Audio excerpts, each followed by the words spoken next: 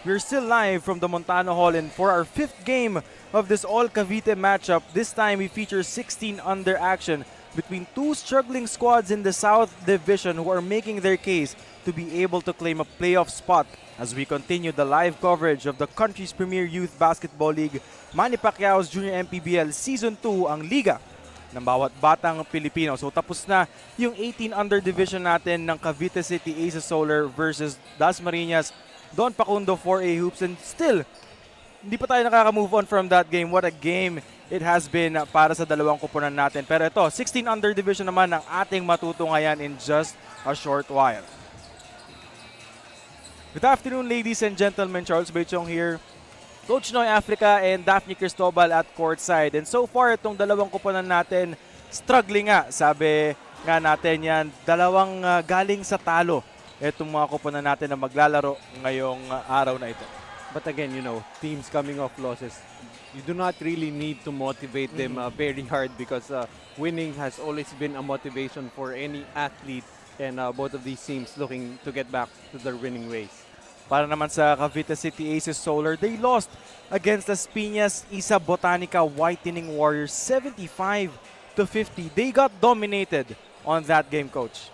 And actually, if you look at the lineup itong Cavite City Aces Solar, this is a team that you do not expect to be being blown out by 25 points. But unfortunately, games are played on the court, not on paper. And in that game, they allowed Las Piñas to shoot 45% from the field. And it's going to be very difficult for any team to win, allowing your opponents to score 45% from the field. They were out-rebounded by 7 in that game, and also giving up too many points in the paint for the Las Piñas Isa Botanica Whitening Warriors, 52 against 34. But in that game, very impressive as usual, Matthew Aceldo, who I don't think is available in this game, but he did finish that game with 13 points, 5 rebounds, 6 assists, and 4 steals. Para naman sa kabila, Dasmariñas Don Pacundo Hoops, they lost din against Batangas Baraquitos 55-54. 1-point loss na naman para sa kanila. They pretty much lost that game in the final 39 seconds, allowing Batangas to get the go-ahead basket. In that game, they shot very well from the field, 41% against just 34% for Batangas. So really surprising that they lost that game, but unfortunately, they turned the ball over too much, 23 turnovers, allowing Batangas to score 18 points off turnovers in that game. Their top performers, Odwin Daniel Tamayo, finishing with 13.6 rebounds and 3 assists. So far, sa Cavite, Battle of Cavite natin, ang may-ari so far ng Cavite is Dasmariñas. But we will see how things will turn out by this game. Let's turn it over to our venue announcer, Gio Cruz.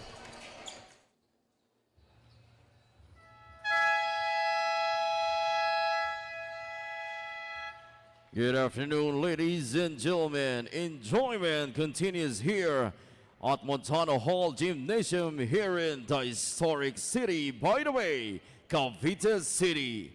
Manny Pacquiao's Junior MPBL Season 2. Ang Liga ng Bawat Batang Pilipino. We're live on the official FB page and YouTube channel of the Junior MPBL. It's the 16 other division. Dasmariñas Don Pacundo 4A Hoops up against your Cavite City Aces Solar. Now let's meet the starting lineups, beginning with Dasmariñas Don Pacundo 4A Hoops. Starting guard number 12, Robert Dapilaga. Other guard number 19, Andre Cruz. At forward number 1, David Legaspi. Other forward, number 6, Odwin Tamayo. And at center, number 41, Michael Santos. Head coach of Dasmariñas Don Pacundo 4A Hoops 16 under, John Paul Hilario, assisted by Jordan Morados, team manager Ryan Dalosa. And now, let's meet the starters from the home team.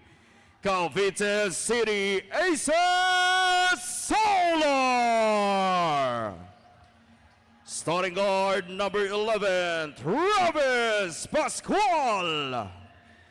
Other guard number 34, Leodil Hilot. At forward number 2, Enrico Bungar. Other forward number 9, Jane Rocket. And man in the middle, number 22, Kobe Ronquillo. Head coach of Cavite City Aces Solar, 16 under, John De Los Santos. Assisted by Irvin Chenil, JJ Flores, and Cole Bronson Miranda. Doride, bola ng Pinoy, the official ball of the Junior MPBL team starters para sa Dasmariñas, Robert Dapilaga, Andre Cruz, Odwin Tamayo, David Legaspi, and John Mickelson Santos. Para naman sa Cavite City, Leodil Hilot, Travis Pascual, Cisco Roquet, Enrico Bungar, and Kobe Ronquillo. Once again, this is the 16 under division. Tapos na yung 18 under natin. And once again, Manny Pacquiao's Junior MPBL Season 2 ang liga ng bawat batang Pilipino. Still live here from Montano Hall in Cavite City para sa ating continuation ng elimination games natin. Charles Bechong here, Coach Noy Africa, and Daphne Cristobal at courtside. And what a way to start the scoring festivities para dito sa ating dalawang kupunan natin. That's right, Leodil Hilot opening up the scoring. Unofficially, our marquee matchup, Leodil Hilot for Cavite City Aces Solar, averaging 12 points, 2 rebounds, 2 assists, and nearly 2 steals per game. While for Dasmariñas, Odwin Daniel Tamayo, averaging 11 points, 4 rebounds, and 2 assists. What a spin by Ronquillo. And there's a foul. That's Bungar, rather. Actually, interesting backcourt combination for Cavite City. Of course, itong si Leodil Hilot used to play for the Mindoro Decena Foundation in the 14 under, while Travis Pascual playing for Cavite City. They faced off in the finals in the 14 under division with Cavite City earning the championship there. And right now, they're pretty much playing together now. Although for Travis Pascual, still struggling in the tournament, only 8 points, 6 rebounds, 3 assists, and I say struggling because he can really just put points on the board, but so far only averaging 8 points for Coach John De Los Santos. Still scoreless itong Dasmariñas so far. Minute has gone by here in the first quarter. Hindi pa rin nakakaupo ang kupunan ng Dasmariñas. What a spin by Roquid. Couldn't get it to go. Dapilaga. A lot of time on their shot clock. Now it's with Tamayo. Dapilaga has it. Over to Tamayo on the other end. Overshoots that one. Bungar taking matters into his own hands. Got fouled. And he will shoot 2 free throws. You can see very early Cavite City attacking the paint, testing the defense of Dasmariñas. You can see not really tall on the front line for Dasmariñas, so we're going to expect to see that a lot from Cavite City. It's a game of possessions then, Coach. No? Again, itong Cavite City Aces Solar, they're known for playing defense and making everything out of the opportunities that they are given. Well, again, as I said during the pregame, on paper, this is one of the more talented teams. Of course, you're putting in Travis Pascual together with Leodil Hilot, but their problem has been the availability of players. Like in this game, I don't see Mark Dulin, I don't see Matthew Aceldo, not even Prince Carino. Well, the beauty of this team, next man up sila. And just like that, 6-0 so far. Almost 2 minutes gone by. 2 minutes gone by na pala. Still scoreless itong Dasmariñas. Not only scoreless but also seatless. Nakatayo pa rin mga players ng Dasmariñas. Tamayo has it. Down to 6. Santos with 3. Oh, pitched it to the wrong guy. Play continues. Pascual. No problem on that shot. You can see why it has been a struggle for him. Travis Pascual averaging only 8 points. How many points does he have now? I think he has 6 already in the game. What a performance coming from Travis. Meantime, it's Tamayo still couldn't buy a basket. Itong Dasmariñas. Not only buying a basket but a seat on the bench. Everyone's still standing. Kaya nga eh. 12 on to 24. Bonggar, wala pa din. Battle for the loose ball. And Cavite City Aces Solar regains possession. Again, you like the energy for Cavite City coming out of the opening buzzer. You see Bonggar on the floor fighting for that possession. 6:38 remaining. They go inside. Rocky to Pascual. Shot clock violation. Chance for Dasmariñas to score their first points here in this game. And everything will really need to start from their point guard, Dapilaga. He likes to pull up from mid-range, but at this stage he needs to run that offense. Almost a turnover. Tamayo walks into a 3. Good line, and there it is. Their first points of this game. With a smile and a low 5 to his defender, Rocky, on that play. They just appreciate the skill. No? Yeah. Good defense, but I've got better offense. Wala yan. Galing sa 3. May agaw itong Cavite City. Rockid says, we'll wait for teammates. He kicks it out. Ronquillo won't go.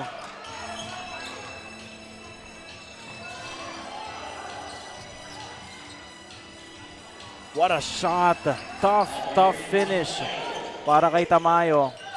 Better patience being shown now by Dasmariñas. Looking, while Cavite City looking to close out on that shot for Tamayo, puts the ball on the floor, finishes with an easy layup. Dapilaga missing that layup point blank. He didn't have the numbers, pero he sliced through the defense. Still couldn't get the layup. Halfway point of the first quarter. Bonggar has it, down to 10. Dapilaga playing defense. Rocky the 3. Off to the right. Bartolome secures the rebound.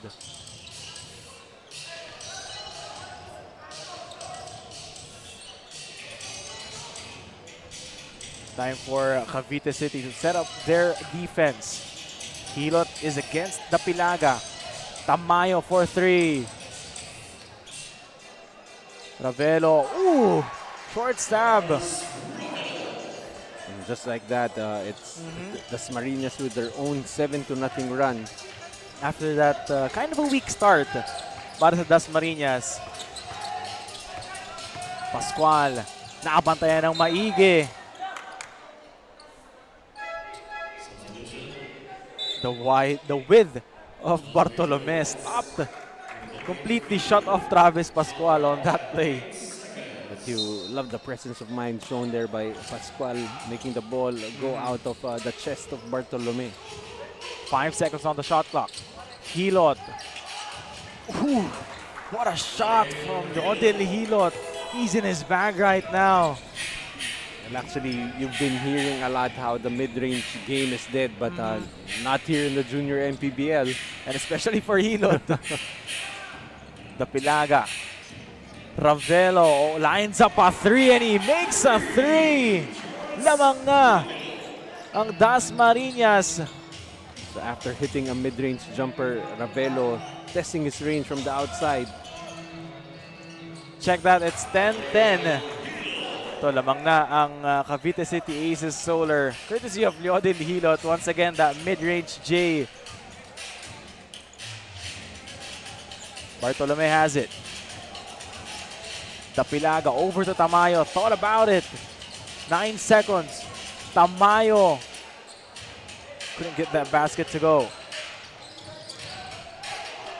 Rockid switching hands mid-air. Did you see that, Coach Noy? Well, even if the defense already set for Dasmariñas. No one stopping the basketball. Just easy walk in the park. Just made it difficult in the end. 14-10 is the score. Tamayo. They go inside. Finally, para kay David Legaspi, his first 2 points of this game. Now it's Tamayo coming up with a steal. Almost a counter steal para sa Cavite City. Right now, things seems to have settled and it has been nip and tuck since. Cavite City with a slight advantage, 14-12. What a way to come back para dito sa Dasmariñas, coach, no? After trailing 8-0. Last 2 minutes here in the first quarter. 10-24. Ravelo won't go. Bartolome inside. Basket and beyond for Bartolome. His side, that play, definitely height was might. Not only the height, but the width right there, powering his way inside for the 2 points. Pound for pound fitness, foul counted play of the game para kay Bartolome. Size mattered on that one, on that play. And you expect this a lot from John Cyrus Bartolome, averaging a near double-double, 8 points and 9 rebounds, but unable to convert on that 3-point play. Dapilaga won't go, pero sa kanila pa rin ang bola. 1 minute and 32 seconds remaining here in the first.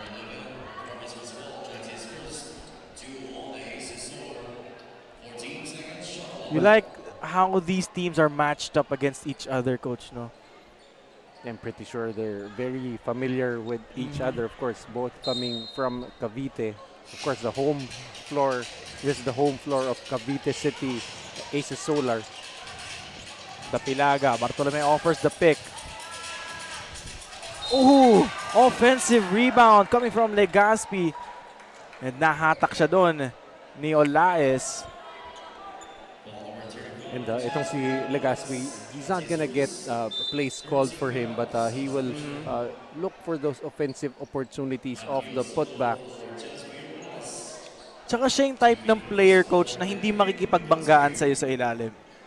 Yeah, dadaanin ka sa posisyon eh. I mean, he's gonna slither his way to a good rebounding position, and you can just look at his frame. That's why he's gonna use that frame to get into the seams of the defense.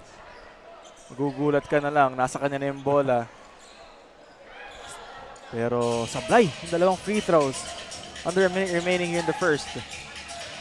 14 apiece is the score. Smith offers the pick. Travis Pascual, long three-pointer, won't go. What a save. Down to 10. Rocky against Tamayo. Series of ball fakes. Ooh. Sayang. Dapilaga has it against Rockid. Tamayo finishes on the other end. Lamang na ang Dasmariñas ng dalawa. Credit have the basket for Dapilaga, finding itong si Tamayo right inside the paint. 16 here in the first quarter. Smith wide open. Again, that's actually Matthew Aceldo. I thought he wasn't available, but you can see right there, able to set up his teammate for the easy 2 points. A very close game we have so far para sa dalawang kupunan natin. Dasmariñas really showing after that slow first quarter start, nakabangon sila at nakalamang pa, pero ngayon tabla tayo at 16 apiece. We will be back for more action when we return.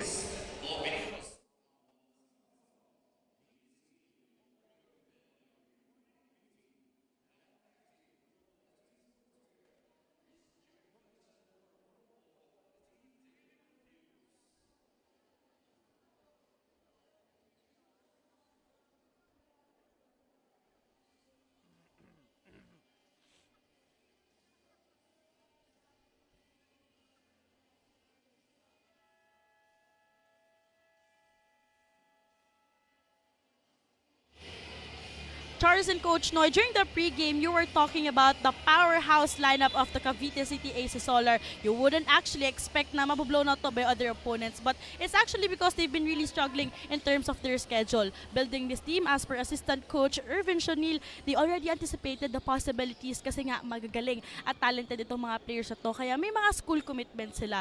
Pero sabi nga nila, this is the chance for the other players na mag-build up or create their own name, especially dito sa kanilang home court. But let's see how these teams, these players will perform this time around. Back to you guys. You have to take it as a challenge, no, Coach, na kung wala yung mga key players mo, next man up. So that's why you always come prepared. You work your very hard off the court. So whenever you get this opportunity, you're always going to have to be very ready. And of course, a lot of big names out for them, but still enough firepower to keep in step with Dasmariñas. Pound for pound, fitness, foul counted play of the game para na naman kay Bartolome. Talagang pagka nakuha niya yung bola sa ilalim, no, ang hirap-hirap na niyang pigilan. And this time able to convert on that three-point play. And so far 2 field goals for him, both pound for pound, foul counted baskets for Bartolome. So far, he's averaging 8 points, 9 rebounds in this tournament.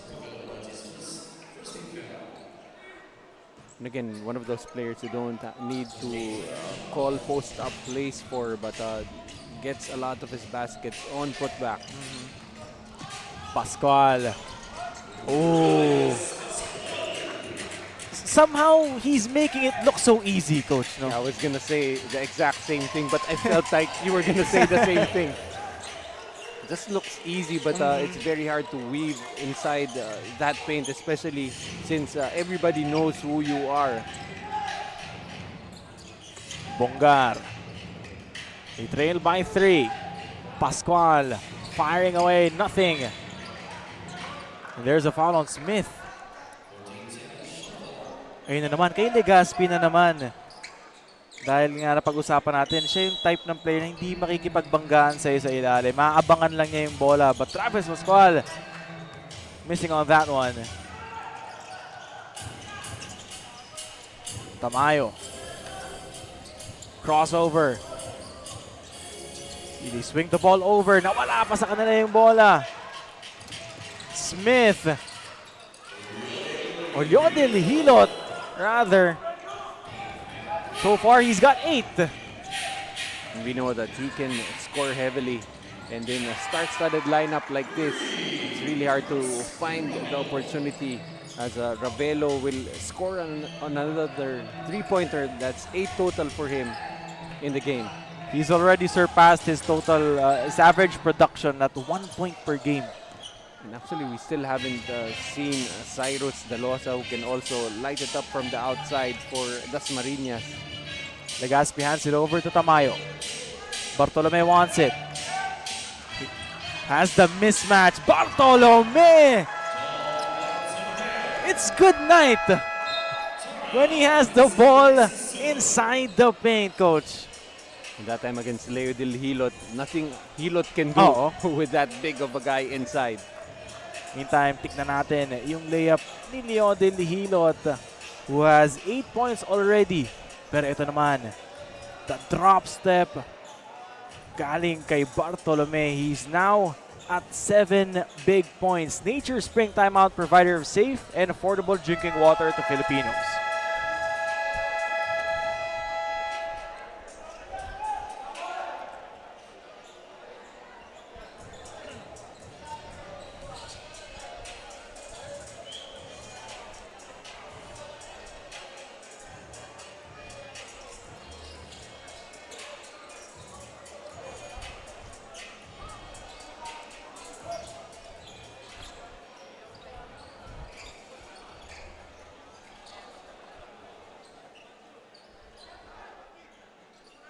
(26-20), 7:18 remaining here in the second quarter. So far, Coach, yung mga 2 guards natin yung nagpapakitang gilas dito sa laban na to.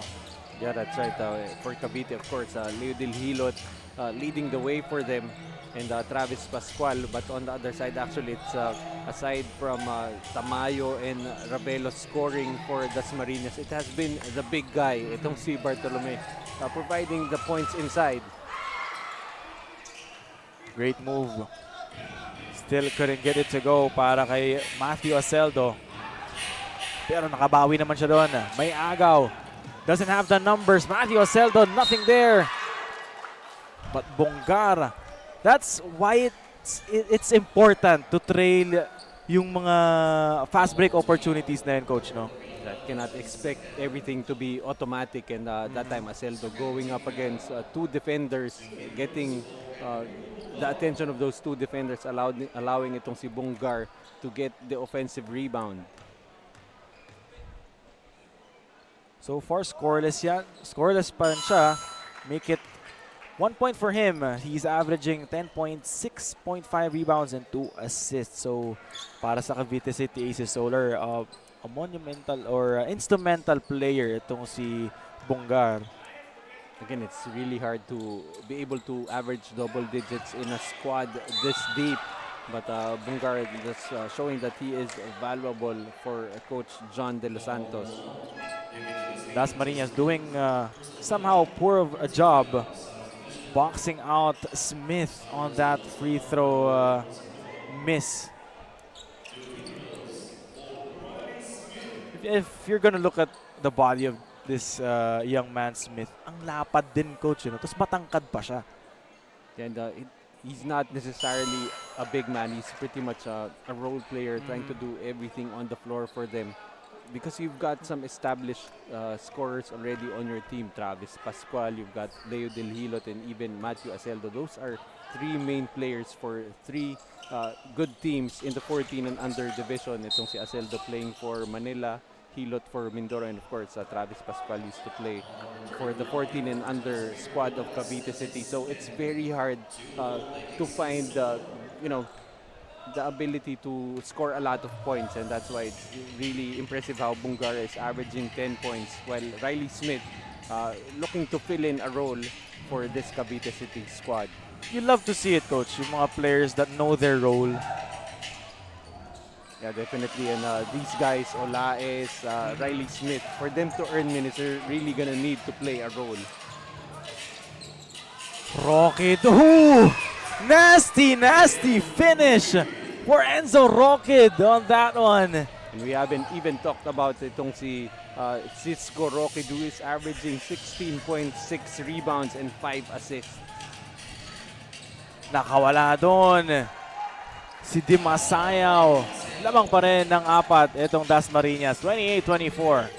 So despite us talking about the big names for Cavite City, it's still Dasmariñas ahead by 4.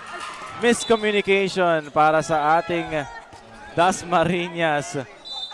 And of course, we're very well protected here by our... Thank you, boss. Ang ating poging floor director. Salamat. Pero ang pinoprotektahan niya naman daw, yung mga gamit natin, hindi tayo.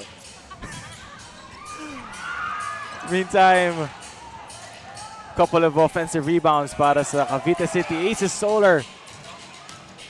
You can see how Smith fights for every loose ball possible. Open for a 3. Won't go. Bartolome once again carving out space. Wala this time. Kanila pa rin ang bola. Down to 4. They have to shoot it. They weren't aware that the shot clock was winding down. Not even the bench was shouting yung shot clock nila, and that's something that you don't want to see. And a timeout has been called by Cavite City Aces Solar. 4:18 remaining here in the second quarter. 28-24 is the score. Etong mga guardian ng Cavite City Aces Solar, sobrang graceful gumalaw. Wala tayong masabi, Coach. They are making it look so easy. Meantime, it's the Nature Spring Timeout, provider of safe and affordable drinking water to Filipinos.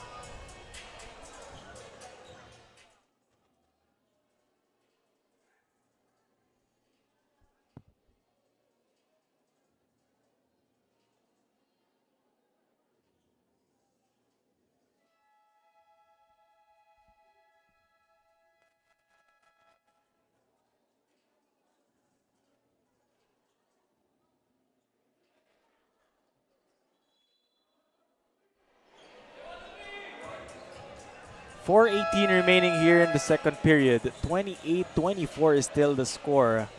So far, wala pa tayo nakikita ng mga 10-0 run dahil ang ganda ng depensa nitong dalawang kupunan natin, coach eh. Yeah, that's right. And actually, the strength of both teams, their wings, their guards, and so far most of the points coming from guys like Rocky, Travis Pascual, and of course on the other side, Bartolome has been helping itong sila Tamayo and Ravelo. Ola is missing on that 3. Ooh. Referees are calling an unsportsmanlike foul. So definitely there will be a review. It was against Bartolome and Smith. Tignan natin kung ano nangyari doon. Pero actually, we're not surprised that these two are battling out every rebounding opportunity possible. Well, we've seen how both of them have been very aggressively getting into the proper rebounding position, but that time Bartolome will be called for excessive pushing with the elbow. I can't necessarily say he was elbowing itong si Riley Smith, but right there was just pushing off. So that's at least a minimum unsportsmanlike foul. The referees have been very strict about this. They've been very consistent. That's going to be a big development para sa kupunan ng Dasmariñas. We all know how stable of a big man Bartolome is para sa kanila. And if he'll be called for unsportsmanlike foul, 3 minutes siyang uupo. Yeah, that's 3 playing minutes. That's going to be important for Cavite City if they can make a run with Bartolome not there inside to protect the paint.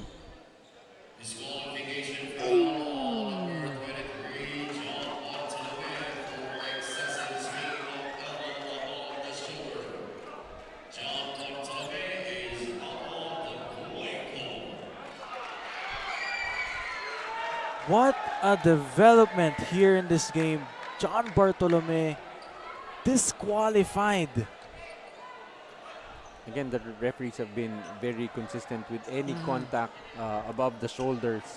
And that time, Bartolome will be called for a disqualifying foul for hitting Riley Smith on the head. So Bartolome will be hitting the showers 2 quarters early. How will Dasmariñas respond to this situation, knowing that he is their only stable big guy so far here in this game? And they're really gonna need someone to step up for them. As checking into the game for Dasmariñas, Steven Crios hasn't played a single minute just yet here in this ball game, but very big shoes to fill.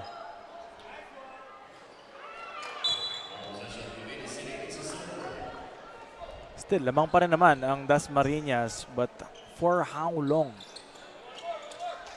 That's going to give the green light for the guards of Cavite City to attack the paint. Take advantage of Bartolome not being in the game.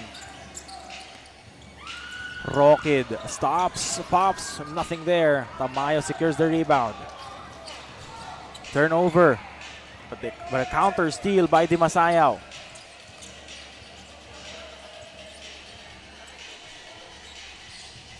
Shoot Tamayo. 10 on the 24. Muntik pang mawala sa kanilang bola. Speaking of stepping up, Steven Crios. Parang hindi naman nawala si Bartolome doon, coach. Exactly what I wanted to say. Pretty much Bartolome got his points the same way. Pound for pound fitness foul counted play of the game again. We were wondering just a few moments ago how big of a shoes to fill itong si Steven Crios. Right there. On cue. Nasagot na. So right now, 3 field goals made by the bigs of Dasmariñas, all of which were pound for pound foul counted opportunities. Rocket has it. They go inside. Bonggar! Against 2 defenders unfazed. Well, actually, we were worried for Dasmariñas more on the defensive end. How do they make stops with Bartolome? No longer there. And quick answer for Cavite City. That defense, we will definitely test. That's our pound for pound fitness foul counted play. Courtesy of Bonggar. Si Mias has it. Dami pang oras sa kanilang shot clock. Pero may agaw ang Cavite. I would say that's a good foul. Although they are in the penalty, so that will mean free throws for Travis Pascual.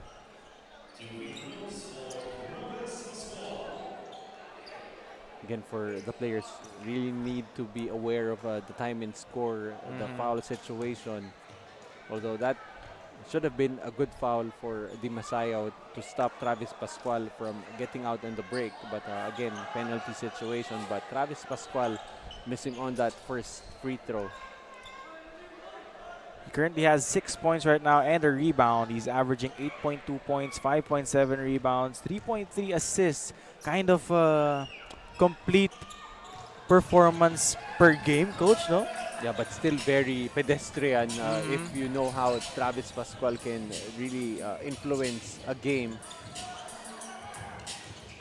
For one, ang dami rin kasi nilang contributors, coaches. So the load isn't too much on his shoulders. And does not need to do the heavy lifting, but Travis Pascual always trying to do the right play. It's not about padding stats for him, but just trying to make the right decisions on the court. Again, Creyos gets blocked by Bonggar. Chance to tie para sa Cavite.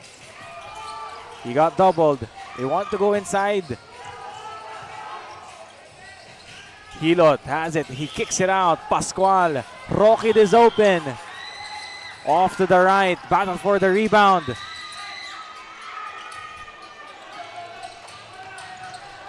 Legazpi bringing the ball down. Now to Semillas. Quick first step. Wala. Hilot has it. He doesn't have the numbers. And the ball bounced off his foot. Very, very fast-paced ball game we have here so far here in this half. Tignan natin, Steven Creyos getting blocked. The recovery from Bonggar. Nature Spring Timeout, provider of safe and affordable drinking water to Filipinos.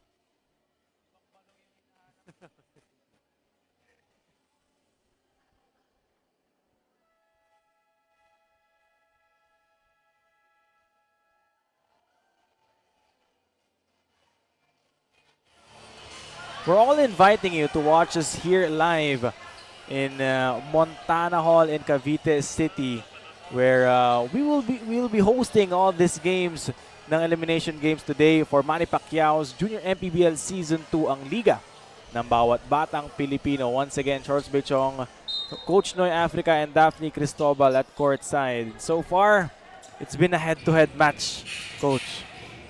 Yeah, so after another half year and then another game in the 14 and under division. So if you're within the area, just come on over here in the Montano Hall in Cavite City. Again, Battle of Cavite to. And so far, ang nagmamayari ng Cavite, Dasmariñas, after that first game. And Cavite City looking to even the series in this game and protect home court. Semillas has it. Now to Legaspi with 8. 5 on the shot clock. Legaspi, lefty layup is good para kay David Legaspi. Again, you don't expect him to bang bodies inside, just finding the seams of the defense, able to get into scoring position, and Dalosa just finding him. Semias comes up with a steal, and the finish extends the lead to 7 points.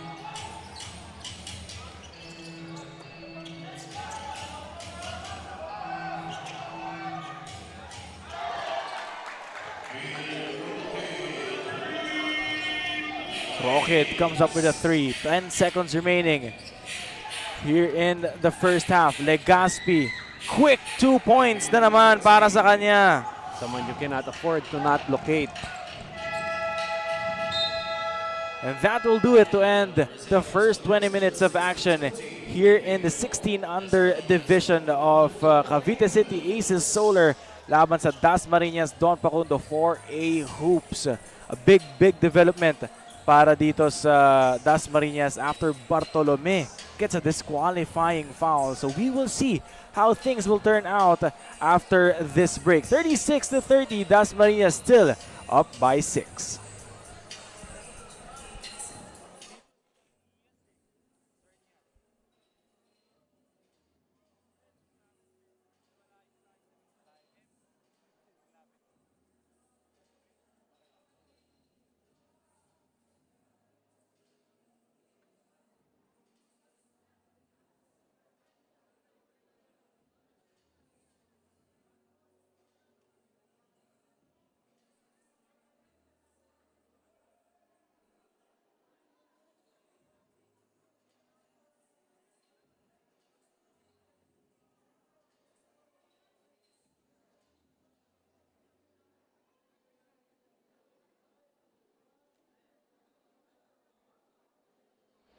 I'm here with Assistant Coach Jordan Morados ng Team Dasmariñas Don Pacundo Hoops. Good afternoon, Coach. Nakita naman natin during the first half, lamang po ng 6 ang team ninyo. Paano po natin ma-maintain ito? Anong sakripisyo ang kailangan ng koponan ninyo?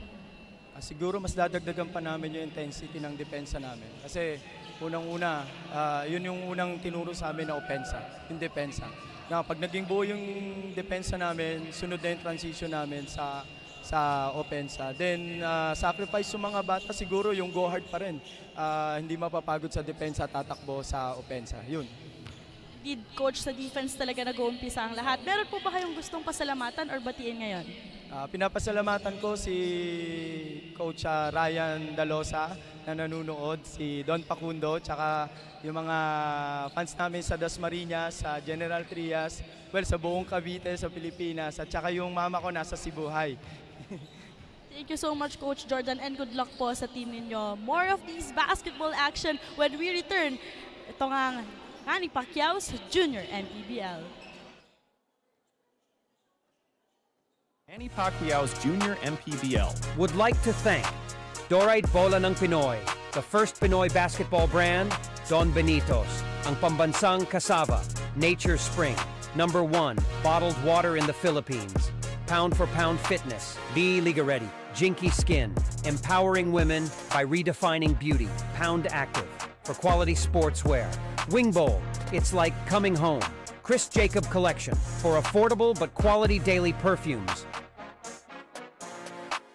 Manny Pacquiao's Junior MPBL would like to thank Dorite Bola ng Pinoy, the first Pinoy basketball brand, Don Benitos, ang pambansang cassava, Nature Spring, #1 bottled water in the Philippines, Pound for Pound Fitness, Be Liga Ready, Jinky Skin, empowering women by redefining beauty, Pound Active, for quality sportswear, Wing Bowl, it's like coming home, Chris Jacob Collection, for affordable but quality daily perfumes,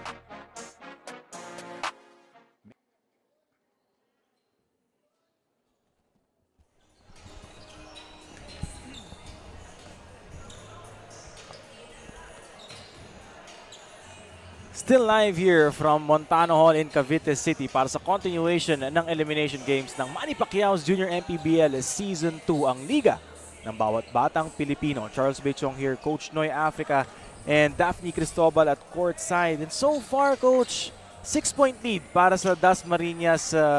Don Pacundo for A hoops. Kahit wala si Bartolome, the stable big para sa kanila, still coming up to this half with the lead.